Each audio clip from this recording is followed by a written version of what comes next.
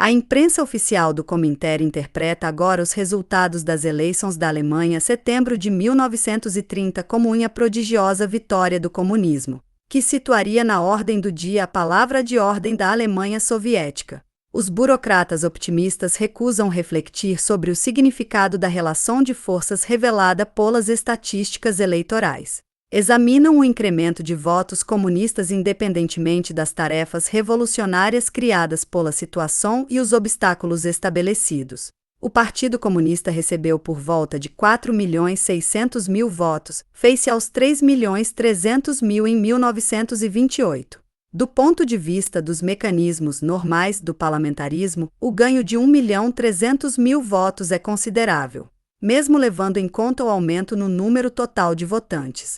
Mas o ganho do partido fica ensombrado completamente se comparado com o progresso do fascismo, que passa de 800.000 a 6.400.000 votos. De não menor importância para a avaliação das eleições é o facto de a social-democracia, apesar das perdas substanciais, reter os seus quadros principais e ainda receber um maior número de votos operários a 8.600.000 do que o Partido Comunista.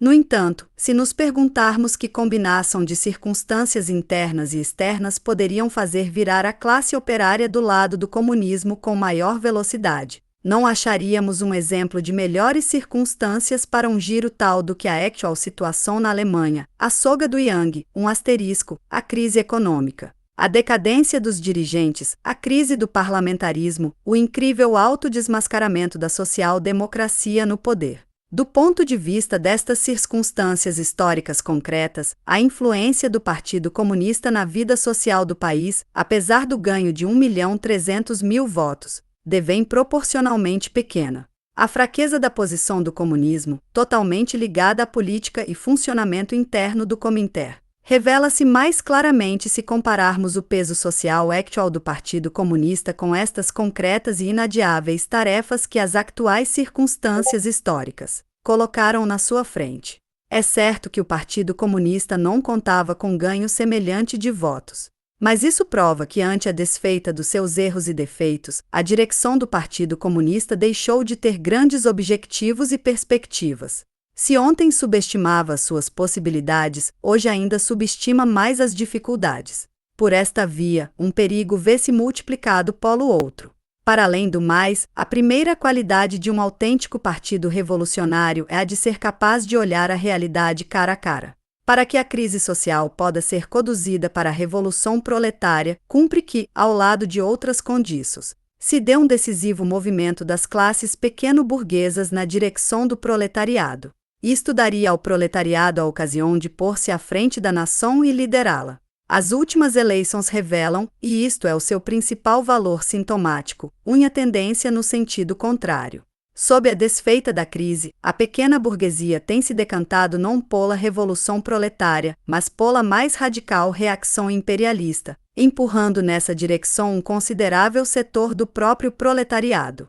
O crescimento gigantesco do nacional-socialismo é expressão de dois fatores: uma profunda crise social, que desestabiliza o equilíbrio das massas pequeno-burguesas, e a carência de um partido revolucionário que apareça ante as massas populares como reconhecido dirigente revolucionário.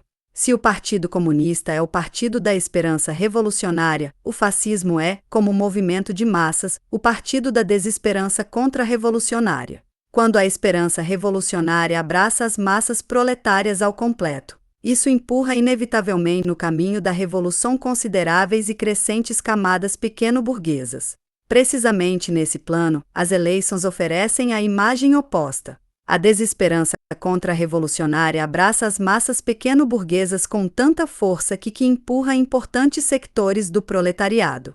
O fascismo na Alemanha tem se convertido num perigo real, como uma aguda expressão da posição de indefenso em que se acha o regime burguês, o papel conservador da social-democracia nesse regime, e a impotência acumulada pelo Partido Comunista para derrubá-lo. Quem negar isto é cego ou um fanfarrão. O perigo atinge particular gravidade ligado com a questão do ritmo de desenvolvimento, que não depende apenas de nós.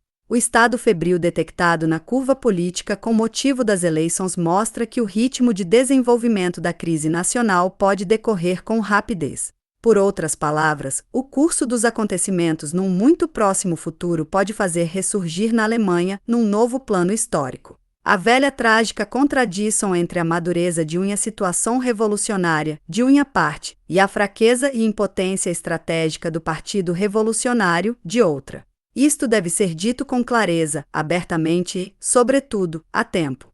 Pode ser calculada com antecedência a força da resistência conservadora dos trabalhadores social-democratas?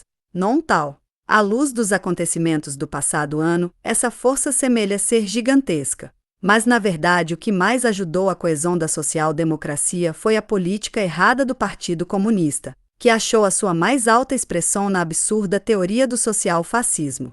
Para medirmos a resistência real da social-democracia, cumpre um diferente instrumento de medida, quer dizer, uma correta tática comunista. Essa condição, e não é condição pequena, o grau de unidade interna real da social-democracia pode revelar-se em pouco tempo. Embora de modo diferente, o que foi dito anteriormente também tem a sua aplicação no fascismo. Desenvolveu-se, de uma parte, a partir da inestabilidade das condições criadas pela estratégia Zinoviev-Stalin.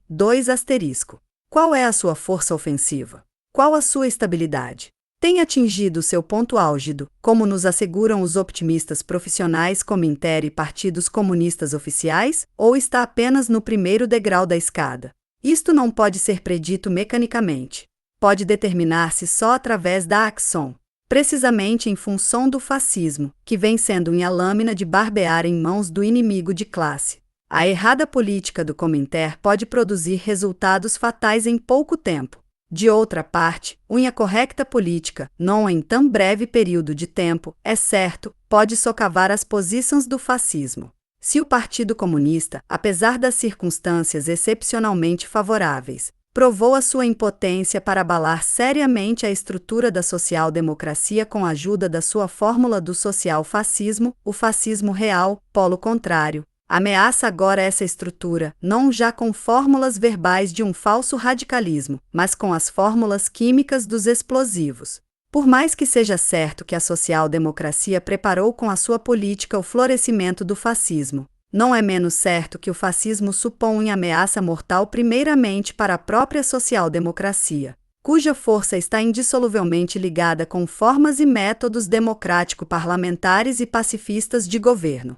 A política de Frente Unida de Trabalhadores contra o fascismo nasce desta situação. Abre grandes possibilidades para o Partido Comunista. Uma condição para o êxito, porém, é o rechaço da teoria e prática do social-fascismo, cujo dano pode ser quantificado sob as presentes circunstâncias. A crise social produzirá inevitavelmente uma profunda cisão no seio da social-democracia. A radicalização das massas afetará os social-democratas. Nós teremos que chegar a acordos, inevitavelmente, com diversas organizações e facções social-democratas contra o fascismo, colocando condições precisas aos seus líderes, à vista das massas. Devemos abandonar declarações vácuas sobre a Frente Unida e voltar à política de frente única consoante com a formulação de Lenin e a sua aplicação constante por parte dos bolcheviques em 1917.